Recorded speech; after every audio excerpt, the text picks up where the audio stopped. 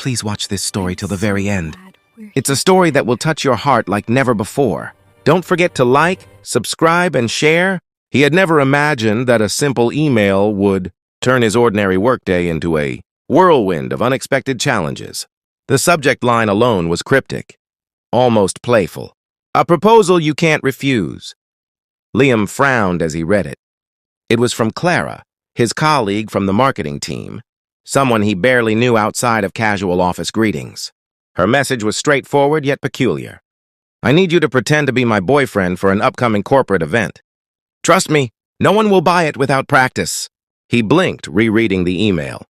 Pretend boyfriend practice? His mind immediately ran through the possibilities. Why would anyone need that? And why him? Clara wasn't someone who usually asked for favors, and yet the tone of the email carried a quiet desperation, almost like a plea masked in humor. By the time he walked into the office, his curiosity had overridden hesitation. He found her at her desk, papers strewn across the surface, her expression unusually tense. Hey, he began, trying to sound casual, though his voice carried a hint of nervousness. She looked up, her eyes reflecting relief mixed with determination. Liam, she said, standing, smoothing the front of her blouse. Thanks for coming.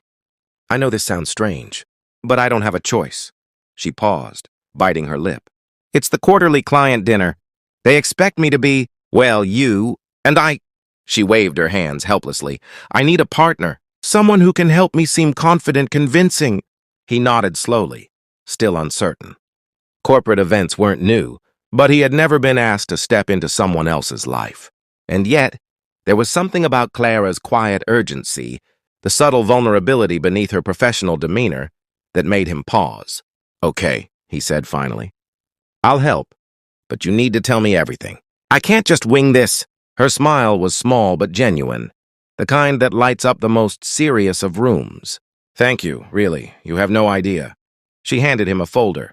Inside were photos, notes, scripts, even suggested topics of conversation for the dinner. We'll practice here. No one can see. No mistakes allowed. The next week was a whirlwind of rehearsals. They practiced introductions, handshakes, even subtle body language cues. Liam learned to mirror her gestures, her polite laugh, the way she tilted her head when she was listening. And in turn, he noticed her subtle cracks, the hesitation before she spoke up in meetings, the anxious glances at her inbox. She was brilliant at her job, undeniably so, yet the pressure of office politics, unspoken rivalries, and the looming threat of corporate betrayal weighed heavily on her. One evening, after hours of rehearsing, Liam noticed a shift. Clara, usually composed, admitted softly, almost under her breath, I didn't know who else to ask. Everyone else. They're too focused on their own success.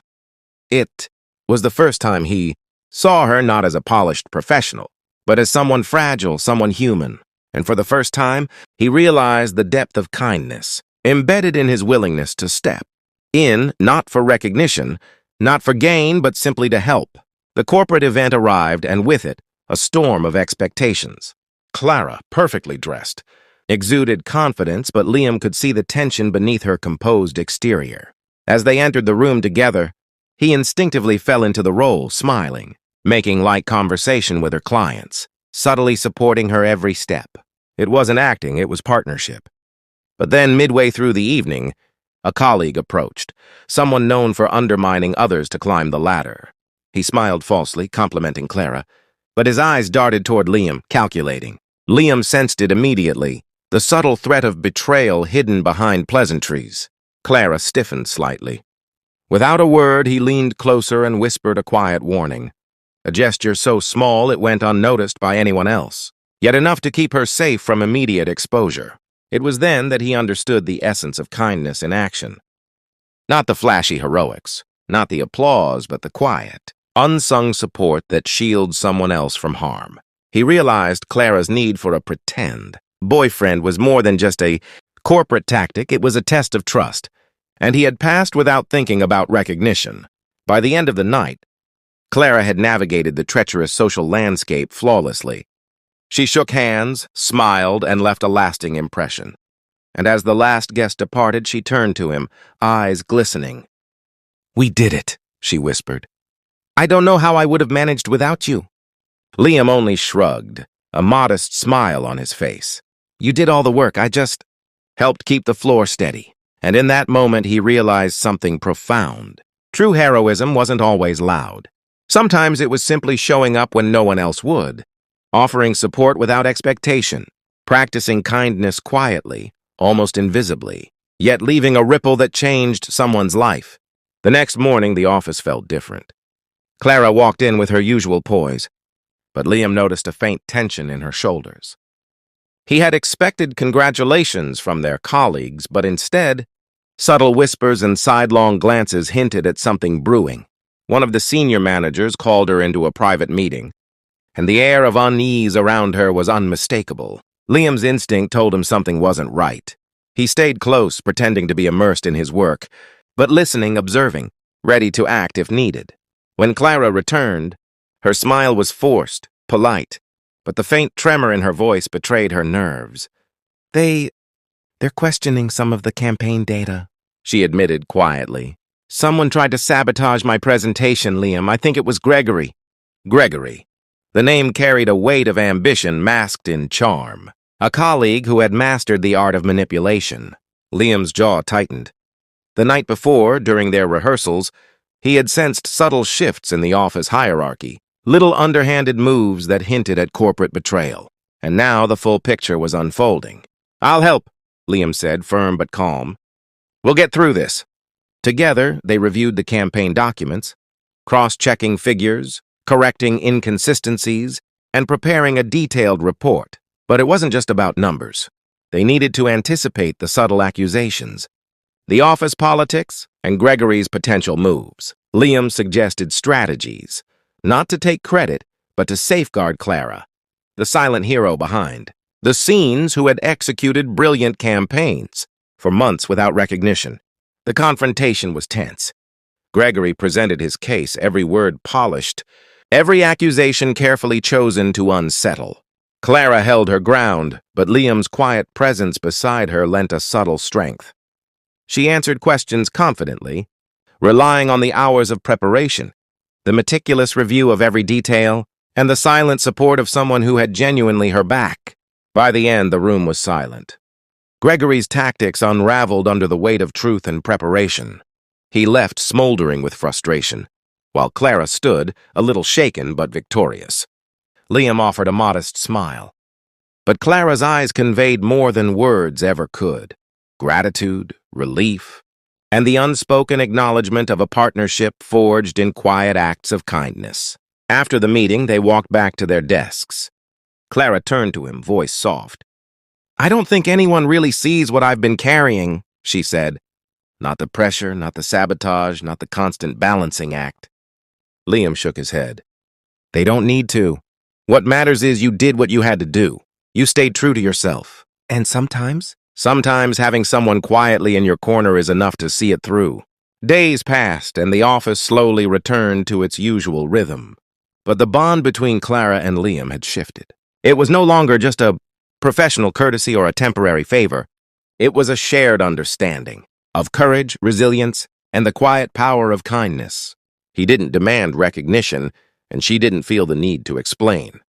They had learned that real heroism isn't always celebrated. Often it exists in small, unseen gestures that make the difference when it matters most. One afternoon, Clara received an email from the CEO, praising the campaign and specifically noting her leadership under pressure. Gregory's subtle manipulations were exposed, and the team was reminded of the importance of integrity. Clara's smile this time was genuine and unguarded. She looked at Liam, who was quietly reviewing reports, and said, You know, I think you might be the kind of hero no one ever writes about. The kind that just shows up when it counts. Liam chuckled, brushing off the compliment. I just helped where I could. You were the one leading. No, she insisted softly. We both led. And the difference was, someone cared enough to be there. Without you, I might not have survived that night. Not just the event, but the subtle battles after it. You were the unsung hero. The phrase lingered in his mind. Unsung hero. Silent acts that changed outcomes. Acts that carried no applause, no recognition, just quiet kindness and steadfast support. And he realized that was the kind of heroism the world needed more. Of people willing to step in, Not for glory, but because it was the right thing to do.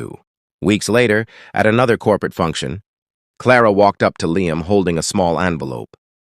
"Open it," she said, a teasing smile hiding a serious undertone. Inside was a handwritten note. "Your presence made all the difference. Thank you for showing me the power of quiet courage. See." He read it silently, a warmth spreading through him. It wasn't a medal, a bonus, or public praise. It was acknowledgement in its purest form, personal and meaningful. And in that moment, he understood the heart-touching moral of their story. True kindness doesn't need to be seen to be powerful. True heroism doesn't need an audience. Sometimes it is the quiet support, the unnoticed patience, and the small acts of care that change someone's life forever. Clara smiled at him, a gesture filled with gratitude and respect, and said softly, "Next time someone asks for help, don't underestimate how far a little kindness can go.